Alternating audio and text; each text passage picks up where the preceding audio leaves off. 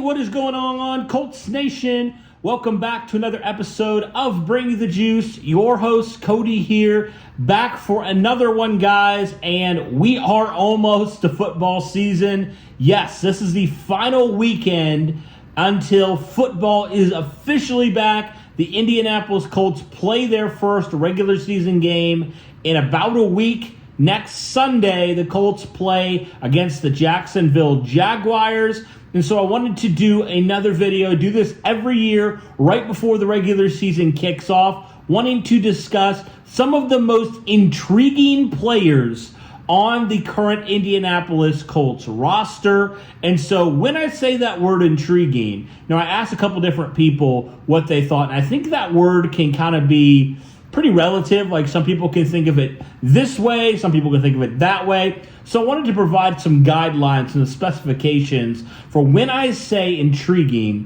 what that means to me. So when I say intriguing, I think there's a couple different factors when it comes to that. I think number one is just the physical ability of the player, right? If a player is intriguing, they probably are physically intriguing in some aspect, in some way. I think the second one is just a lack of exposure, whether it's a lack of exposure, just in terms of playing at the NFL level, or if it's a lack of exposure when it comes to playing for the Indianapolis Colts, but they've shown some things maybe with previous teams.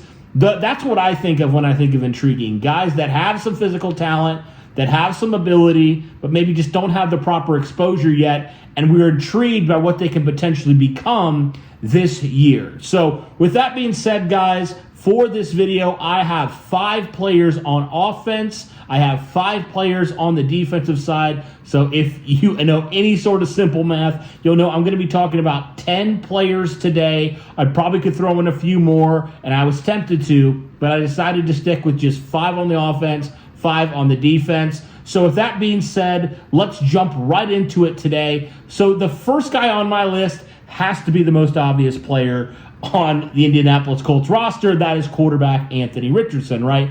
I mean, the physical ability, no question. One of, if not the most physically gifted quarterbacks that we've ever seen come out of the combine, ever seen come into the NFL. Like, Anthony Richardson is that guy. I mean, we've known that. That's been the big intrigue with Anthony Richardson, and part of the reason why he went as high as he did to the Indianapolis Colts at pick number 4 was just that ability. But I think beyond that, just his leadership already. I mean, I know a lot of people say, oh, the Colts just put that to, Anthony Richardson as a captain to build the hype. No, guys, I will remind you that that is nothing to do with the owner. That's nothing to do with the GM, not even the head coach or the coaching staff. That is a strictly players-based vote. So Anthony Richardson already making strong impressions on his teammates, in year number 1. And he's a guy that just, while he has all the physical ability in the world, and we've seen this with different guys, right, he also has something that I think is so valuable, and that is he is good up here, right? And when I say that, I mean he's good mentally. He's good to, number one, lead, but also to be able to come back the next play and rally his troops and get his guys ready to go. Again, we haven't ever seen him in a regular season game, but the Colts spent hours and hours, 20, 30, 40 hours with Anthony Richardson in the pre-draft process, and they felt like he was a guy that, while the physical ability is certainly huge, a huge factor in it, definitely what he could do up here, right? He's not a lazy guy. He's in his playbook constantly. He's leading players. He's showing poise already. A guy with only 15 games of experience, including, college, between college and the 2 preseason games, 15 games of experience, and he's already making as strong of an impression as he is on this roster. I think that's huge for this team. So Anthony Richardson is definitely intriguing because of really those 2 factors, and also the fact that he's a franchise quarterback, or he was taken as such. So all eyes are going to be on him. Out of anybody on this list, offense or defense, he's the clear-cut number 1 guy. Anthony Richardson, no question about it. He's the most intriguing guy. But moving on to a couple other players that are intriguing on this offense, I would say one player is going to be a guy that he's probably going to target a lot, and he's been a guy that Anthony Richardson and him have really started to form a bond. They were roommates in training camp. Josh Downs, the receiver out of North Carolina, who the Colts took in round number 3. is a guy that definitely has a lot of intrigue, a lot of upside, and he's a big volume guy. You know, he got a lot of volume in college, and he was very, very productive with it. And a little bit, the only really big knock on him was just his size. It's a little bit undersized for a receiver, but everything else would indicate that he's a player that the Colts got that would be a steal in this draft. I mean, he's a guy that should not have gone as late as he did. And Josh Downs knows it as well. He was pretty upset with how late he went. So definitely intrigued by Josh Downs with all the ability he shows. You know, he has the history of having some really good seasons working with Drake May and that offense at North Carolina. And so you factored him in with Anthony Richardson, the bond they've already built. I think that's huge for this running back. I think that's huge for this wide receiver quarterback combination and huge for their chemistry down the stretch. So I think Josh Downs is definitely a guy that's very intriguing because of the talent he has, the skills that he possesses, and he kind of has that dog mentality in a lot of ways that you've already seen with different players. He's a guy that I really feel like is going to have a nice career here in Indianapolis. He's already building that chemistry with Anthony Richardson, so really an extension of Anthony Richardson in certain ways. So Josh Downs definitely deserves to be on this list, no question. Here's another player that is extremely interesting to me, and that is Kylen Granson. Now, the reason I put Kylen Granson on this list, he's a little bit older, going into year number 3 now with the Colts offense, but the thing with Kylen Granson is his problem has never been that he doesn't make plays or, you know, he's bad or whatever. He's never had the problem of doing what he's been asked to do. The thing is, he just hasn't been targeted a whole lot in his first couple of years. Okay, year 1 was a little bit rough at times. He had a couple drops. You know, he was working. He was a rookie. He was figuring things out. But year number 2, he just did not get targeted. And it wasn't just a him problem. This offense just did not target some of their playmakers. Some of the guys that would go down the field and make plays, they were open. The quarterbacks just couldn't get to them, and the coaching staff certainly couldn't scheme anything up. So Kylen Granson, along with a bunch of other guys as well, are definitely interesting players going into this year. You know, I could have thrown some of those wide receivers on there as well, Pittman, Pierce, some of those guys, just because of, you know, the influence of Shane Steichen, you know, the ways he's going to get those guys open, the scheme they're going to have, and also Anthony Richardson as well.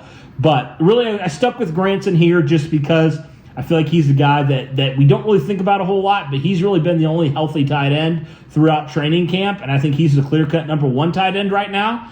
And getting more of an extended look, he's been productive. He was productive last year when targeted. So if he can get more targets and more volume, I'm very interested to see what his stat line looks like this year. So Kylen Granson, definitely a guy that makes my list here for intriguing guys on this offense. I have 2 more guys here on the offense. A rookie. I included a rookie. Yes, I did. That is Will Mallory, the tight end, because I think the big thing with Will Mallory for me is the fact that he was the fastest tight end in this class. He provides a lot of mismatches down the field. And right now, with Jelani Woods, you know, out for the first 4 games, Will Mallory has a great chance here to go and prove himself as a tight end on this roster moving forward. I could have thrown a guy like Drew Ogletree on here, which I considered, but Will Mallory, just because of the skill set that he possesses, a little bit different than some of these other tight ends, and he's definitely got speed on his side as well. So I think Will Mallory definitely deserves to be intriguing just because we don't really know a whole lot. We haven't seen a whole lot from him, but I felt like the last couple preseason games, he really started to show up a lot more when he was healthy. So giving him more of an extended look is very interesting to me. So Will Mallory makes this list for me. And then the final guy on this offense that I want to talk about has to be Bernhard Raimann. Just the ways that he's progressed. We all know about him, you know, putting on 10 to 15 pounds of muscle in the offseason. But if the Colts can figure this out, and if Bernhard Raimann can take the next step in his progression in year number 2, that is a huge, huge position that you frankly had struggled the last couple years to figure out. So if Bernhard Raimann can be that guy, he can be the left tackle of the future, that is a huge weight off your shoulders if you're Chris Ballard. That is a huge weight off of Anthony Richardson, not having to worry about his blind side. So for all those reasons, Bernhard Raimann's the guy I'm going to be watching. I'm really intrigued. Really liked what I saw down the stretch for him. and he's got the athletic ability, being a former tight end, but can he hold up against some of those power rushers? That's the big question I have for Bernhard Raimann. So that does it for the offensive side of things, guys. I'm going to move on now to the defensive side of things. I got to start with a new addition on the defensive line.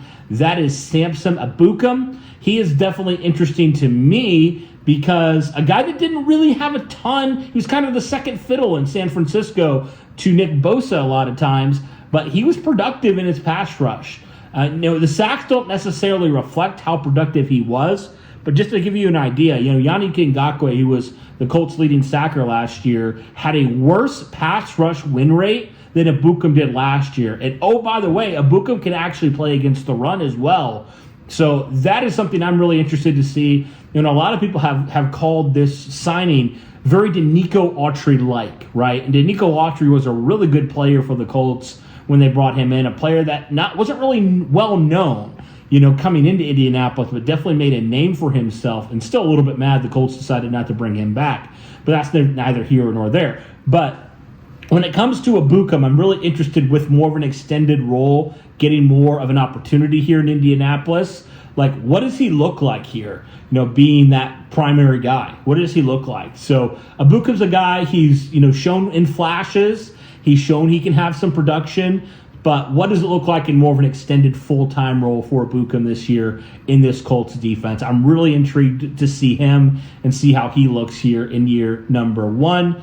And then got to stay on the defensive line. Talk about a guy who was on my list last year. That is Dayo Odeyingbo. Just because the natural raw talent for Dayo Odeyingbo is off the charts, unlike really any defensive lineman the Colts have on this roster. You could even throw out DeForest Buckner as well, right? Like, Dayo is so talented. He is so big, so long. And really, this is, if you really think about it, this is Dayo's, second full year of being healthy, right? Because remember, he got drafted in 2021, and that was pretty much a redshirt year for him. He played about week 8, week 9, but really he didn't have any training camp, and kind of just got thrown out there. And so you can kind of count that as a redshirt year. It's like, I don't really count that as his rookie year. So 2022 was really his rookie year. And he started to really come on at the end of the season and starting to disrupt in the backfield. So Dayo Odeyingbo is a guy I am very interested to see this next leap, now being in Gus Bradley's system for a second straight year. How does Nate Ollie utilize him, and how does he grow as a player going into year number 3 or year number 2, depending how you look at it with him, kind of his full second season with the Colts on defense. So Dayo Odeyingbo's a guy, because of the size, because of him entering year number 2 now of a full season, I'm interested to see him and what he looks like, and can he build off of the strong end to his 2022 season. So Dayo Odeyingbo, definitely a guy I got to talk about there on this list. And then I really got to go secondary, because I feel like the linebackers, we kind of have an idea. We've seen these guys. I was tempted to throw EJ Speed on there, one of those other young linebackers that have made some noise. But, I decided to talk about 3 secondary players to round out the defense, because that's really the biggest unknown is the secondary right now, specifically the corner room. I have 2 guys I want to talk about in the corner room right now, and that has to be, for me, Juju Brents, the 2 rookies, Juju Brents and also Jalen Jones, right? Juju Brents, because we just haven't seen a whole lot of him. He's been hurt, and he started to come back. And, it felt like he's getting better, but he's still, learning. And he's kind of behind the 8 ball because of that injury, that made him sit out a good chunk of, the spring and also, the training camp and stuff like that. So intrigued by him. And then Jalen Jones is the one guy, if you had to ask me on the defensive side of things, who am I the most intrigued about? It has to be Jalen Jones, because of what Chris Ballard said about him.